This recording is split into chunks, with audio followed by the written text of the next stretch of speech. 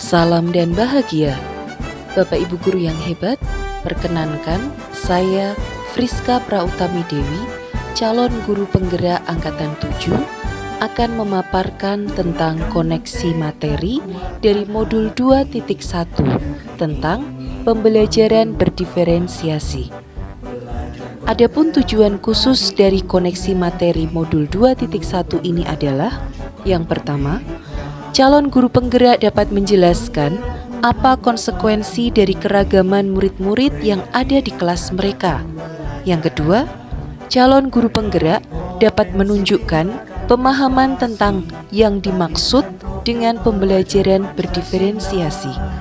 Dan yang ketiga, calon guru penggerak dapat menjelaskan bagaimana cara mengetahui kebutuhan belajar murid.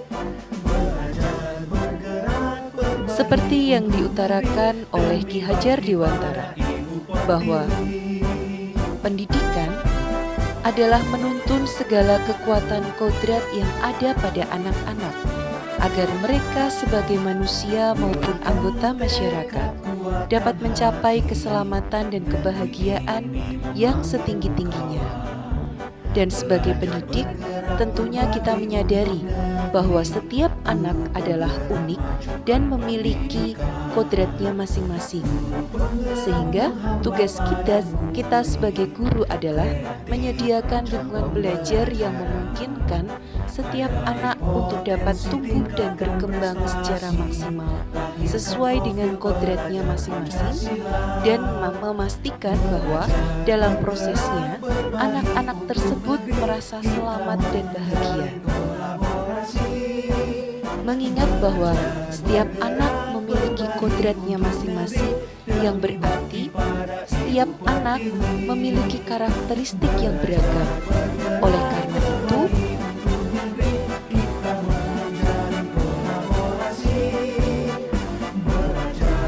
sebagai salah satu cara untuk merespon karakteristik murid-murid yang beragam dapat diimplementasikan melalui pembelajaran berdiferensiasi.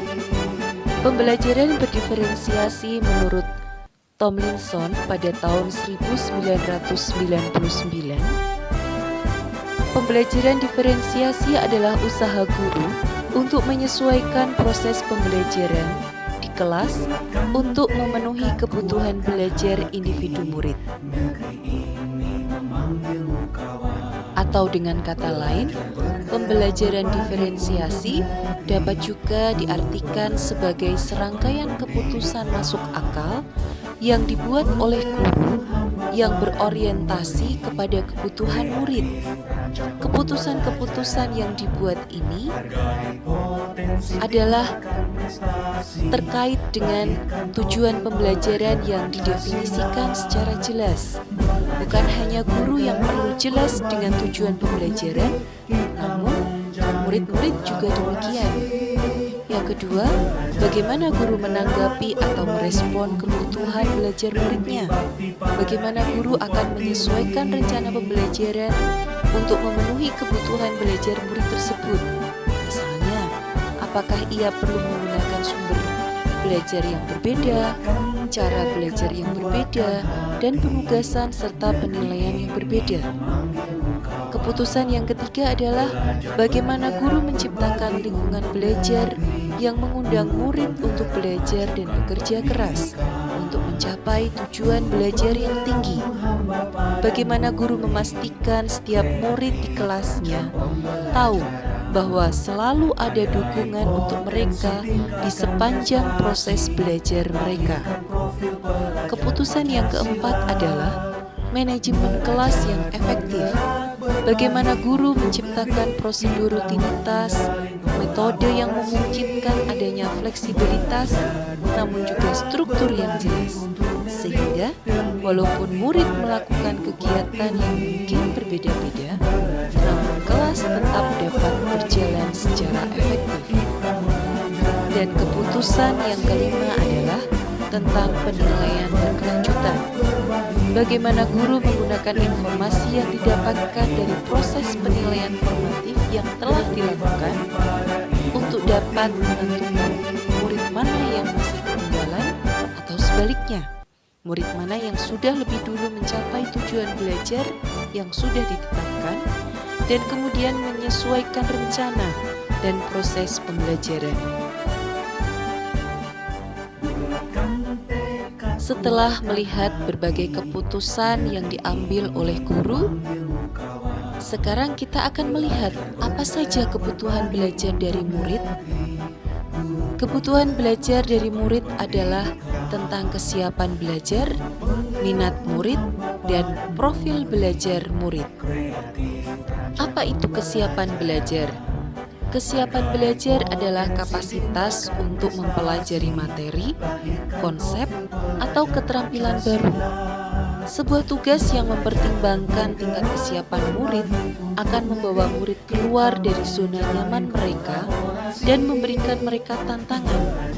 Namun dengan lingkungan belajar yang tepat dan dukungan yang memadai, mereka tetap dapat menguasai materi atau keterampilan baru tersebut.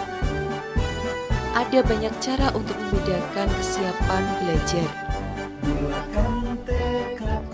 Tomlinson dalam bukunya pada tahun 2001 mengatakan bahwa merancang pembelajaran mirip dengan menggunakan tombol equalizer pada stereo atau pemutar CD, di mana untuk mendapatkan kombinasi suara yang terbaik biasanya akan menggeser-geser tombol.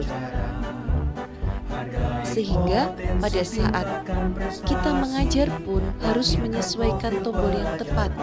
Apakah anak bersifat mendasar atau transformatif? Apakah anak bersifat konkret atau abstrak? Apakah anak bersifat sederhana atau kompleks dalam berpikir? Ataukah mereka terstruktur atau terbuka? Atau dalam belajar mereka tergantung atau mandiri? Ataukah mereka dalam menerima belajar mereka termasuk anak yang lambat atau yang cepat? Selain pada kesiapan belajar murid, kebutuhan belajar siswa atau murid juga dilihat dari minat murid. Minat di sini dikelompokkan menjadi dua, yaitu minat situasional dan minat individu. Minat situasional dalam perspektif ini merupakan keadaan psikologis yang dicirikan oleh peningkatan perhatian, upaya, dan pengaruh yang dialami pada saat tertentu. Seorang anak bisa saja tertarik saat seorang gurunya berbicara tentang topik hewan, meskipun sebenarnya ia tidak menyukai topik tentang hewan tersebut. Karena gurunya berbicara dengan cara yang menghibur, menarik, dan menggunakan berbagai alat bantu visual. Sedangkan yang kedua, minat dapat dilihat sebagai sebuah kecenderungan individu untuk terlibat dalam jangka waktu yang lama dengan objek atau topik tertentu, sehingga minat ini disebut dengan minat individu, di mana seorang anak yang memang memiliki minat terhadap hewan, maka ia akan tetap tertarik untuk belajar tentang hewan, meskipun mungkin saat guru yang mengajar sama sekali tidak membawakan dengan cara yang menarik atau menghibur. Karena minat adalah salah satu motivator penting bagi murid untuk dapat terlibat aktif dalam proses pembelajaran. Maka, memahami kedua perspektif tentang minat di atas akan membantu murid dan guru dapat mempertimbangkan bagaimana ia dapat mempertahankan atau menarik minat murid-muridnya dalam belajar. Kebutuhan belajar yang terakhir adalah tentang profil belajar murid. Profil belajar murid terkait dengan banyak faktor. Ada beberapa di antaranya. Yang pertama, preferensi terhadap lingkungan belajar, misalnya terkait dengan suhu ruangan, tingkat kebisingan, jumlah cahaya, apakah lingkungan belajarnya terstruktur atau tidak terstruktur. Yang kedua, pengaruh budaya. Mungkin murid terbiasa pada kondisi yang santai atau terstruktur, pendiam atau ekspresif, personal personal atau impersonal. Ada juga preferensi gaya belajar. Gaya belajar adalah bagaimana murid memilih, memperoleh, memproses, dan mengingat informasi baru. Secara umum, gaya belajar ada 3, yaitu visual, auditori, dan kinestetik. Sedangkan profil belajar murid yang terakhir adalah preferensi terhadap berdasarkan kecerdasan majemuk atau multiple intelligences. Teori tentang kecerdasan majemuk menjelaskan bahwa bagaimana manusia sebenarnya memiliki 8 kecerdasan yang berbeda yang mencerminkan berbagai cara berinteraksi dengan dunia. Kecerdasan tersebut antara lain visual spasial, musikal, bodily kinestetik, interpersonal, intrapersonal, verbal linguistik, naturalis, dan logik matematika. Sedangkan beberapa cara mengetahui kebutuhan belajar murid antara lain, guru dapat mengamati perilaku murid-murid mereka. Guru juga dapat mencari tahu pengetahuan awal yang dimiliki oleh murid terkait dengan topik yang akan mereka pelajari. Guru juga dapat melakukan penilaian untuk mengetahui pengetahuan, keterampilan, dan sikap mereka saat ini, dan kemudian mencatat kebutuhan yang diungkapkan oleh informasi yang diperoleh dari proses penilaian tersebut.